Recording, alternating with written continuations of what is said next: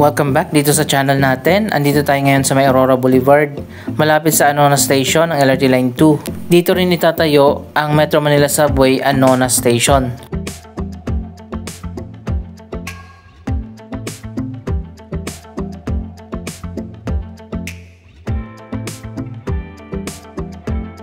So ayan guys, eto na nga yung location na tatayuan ng station. Dinimolish na nga yung mga structure dito, yung mga lumang building, yung hotel, pati na yung warehouse.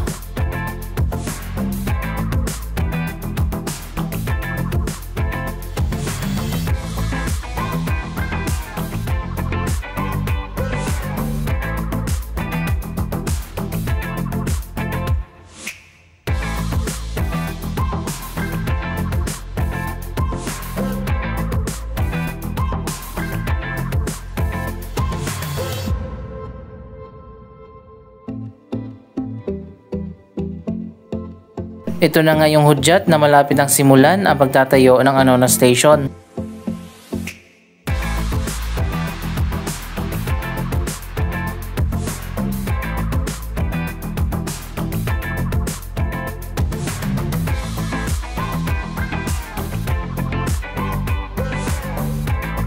Hindi man directly connected pero magkalapit lang ang Anona Station ng Metro Manila Subway at ang LRT Line 2 Anona Station din.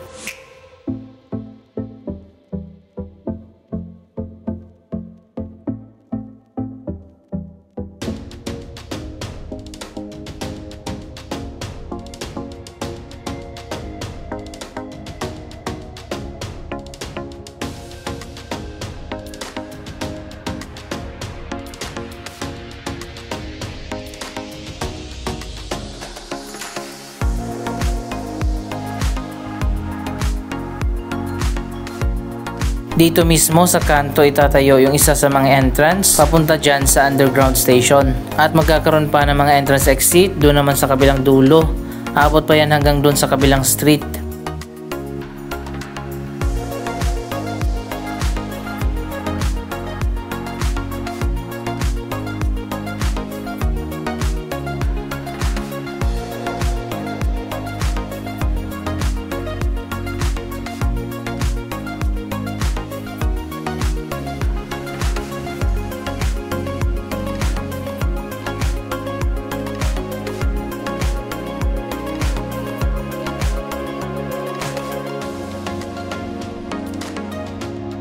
Meron din sigurong entrance dito sa kabilang side.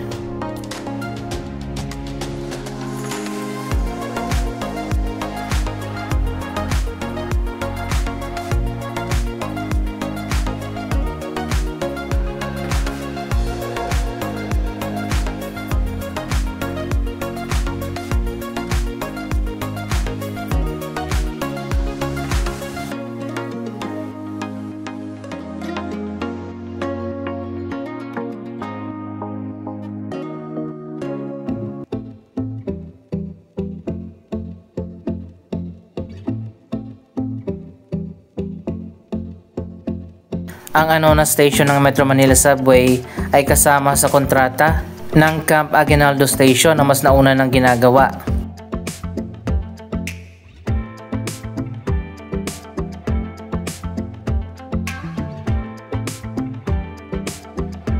Ito ang LRT City Center na connected dito sa station.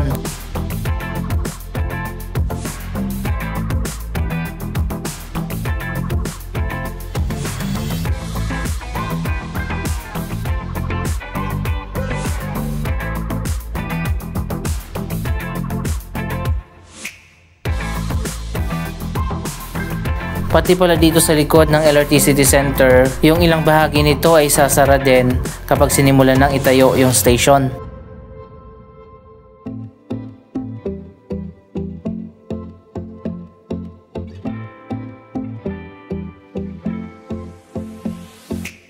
May malawak na parking lot dito sa likod.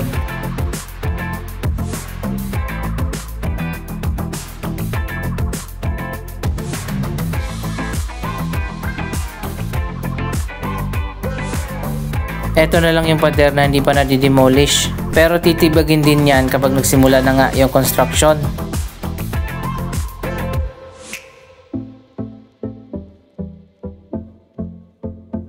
May mga ilang bahay din dito sa likod na madidemolish din.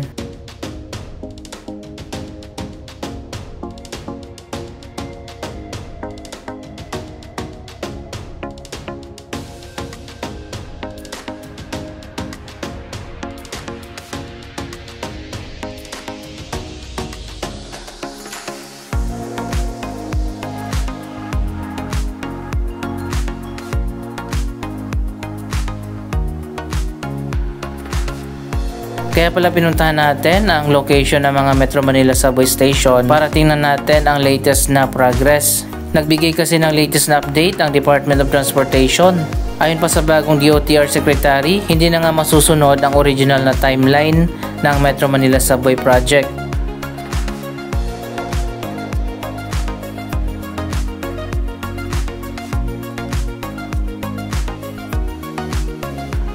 Ang partial operation sana ng Phase 1 ng proyektong ito ay sa year 2028. Yung operational na sana mula Valenzuela hanggang North Avenue. Pero ayon nga sa latest na update ng Department of Transportation, hindi na yan matutuloy dahil nga sa pagka-delay.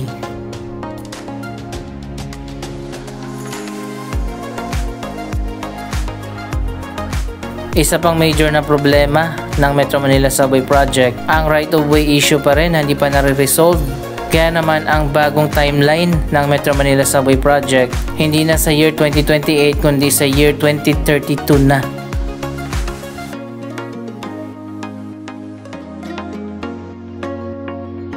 Sobrang tagal pa pala na hihintayin natin ang proyektong ito.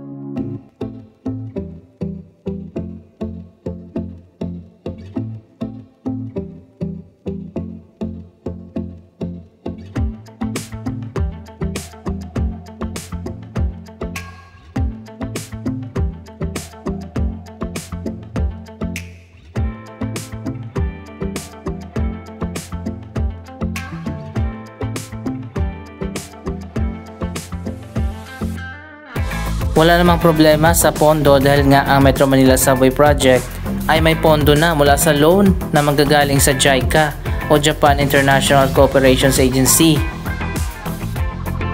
Andito na tayo sa taas ng LRT2 station. Puntahan naman natin yung isa pang Metro Manila Subway Project.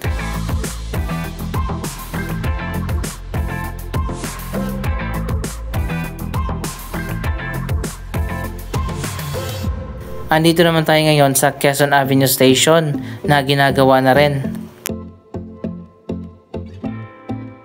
Dito yan sa may kanto ng EDSA at Quezon Avenue.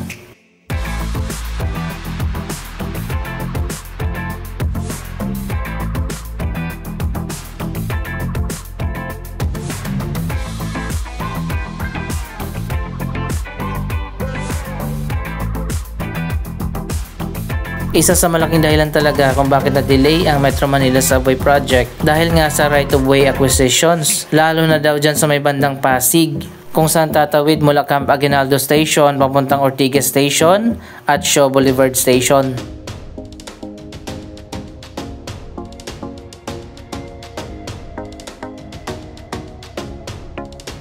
Sa ngayon ang Phase 1 pa lang ng Metro Manila Subway ang active na at ongoing na ginagawa.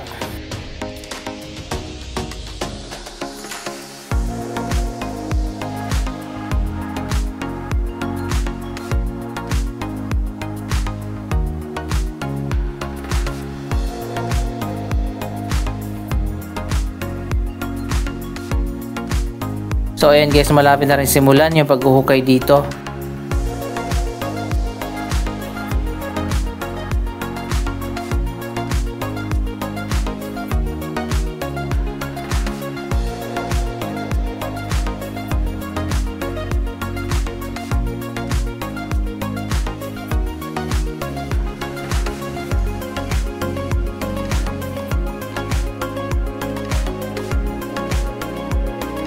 Ang Phase 1 ng Metro Manila Subway ay ang East Valenzuela Station. Doon din itatayo ang Depot, Quirino Highway Station, Tandang Sora Station at North Avenue Station. Kasama din sa Phase 1 itong Quezon Avenue Station at ang East Avenue Station ay susunod naman na gagawin ito. Kasama din yung Anona Station na pinuntahan natin kanina at ang Camp Aguinaldo Station na ginagawa na sa ngayon.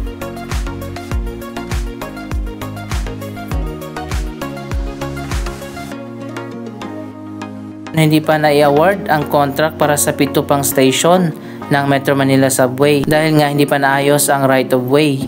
Ang Kalayaan Station, Bonifacio Global City Station, Loton Station, Senate Station, FTI Station, Bicutan Station, at ang spur line papunta sa NAIA Terminal 3 Station.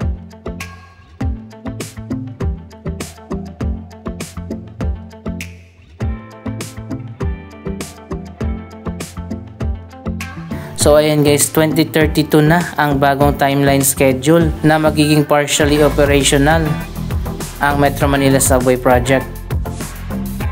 Dahil muna tayo dito sa Gateway Mall 2 at tingnan natin ang latest na progress.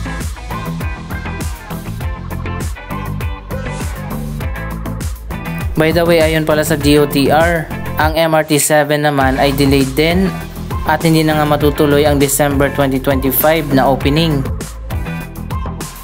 Ang bagong schedule ng MRT 7 ay year 2027 na ang opening.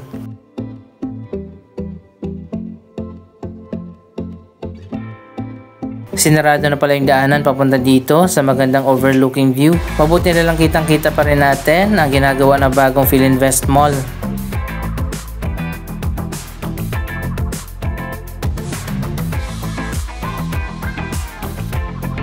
Yan ang isa pa sa project na i-update natin kapag nagbukas na.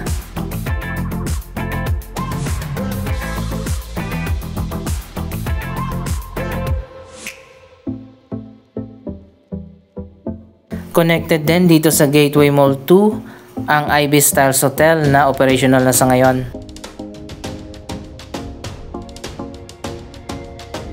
Isa pang delayed project ang North-South Commuter Railway ayon sa Department of Transportation.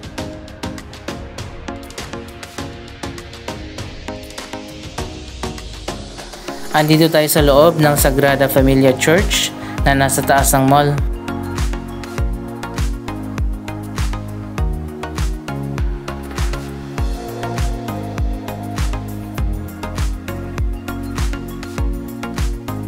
Napakaganda rin ng cinema dito na ngayon ay 18 na. Kasama na yung 10 doon sa Gateway Mall 1.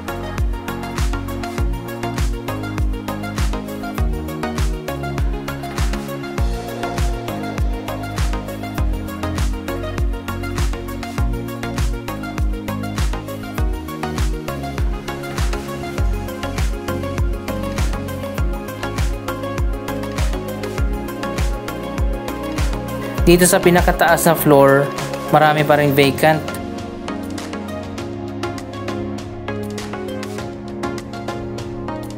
Ayaw kasi nilang ipasok yung mga pangmasa ng mga stores at mga restaurant. Ang Gateway Mall 2 ay isang upscale mall. Ito naman bagong bukas, Vietnamese Coffee.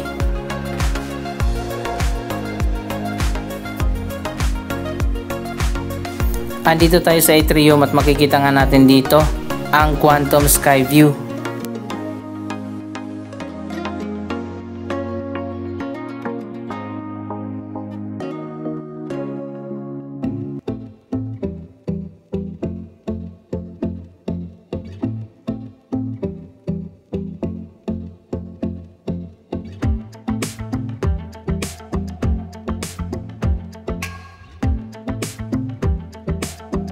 Ang Vikings na kabubukas lang last month, laging mahaba ang pila. Ito naman ang palengke na meron din mga restaurant dito sa loob.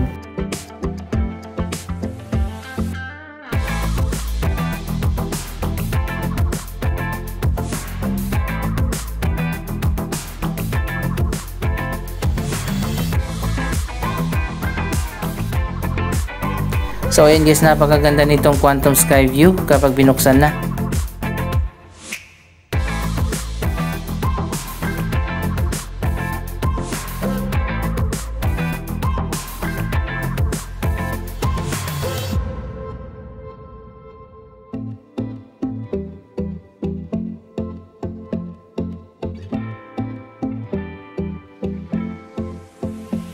Isa pang atraksyon dito sa loob ng mall ang indoor fountain. Anong masasabi nyo sa latest na update ng iba't ibang transportation projects? Mag-comment lamang dyan sa baba ng inyong mga reaksyon. Maraming salamat sa inyong panonood. Huwag kalimutan na mag-subscribe for more updates. Thank you for watching!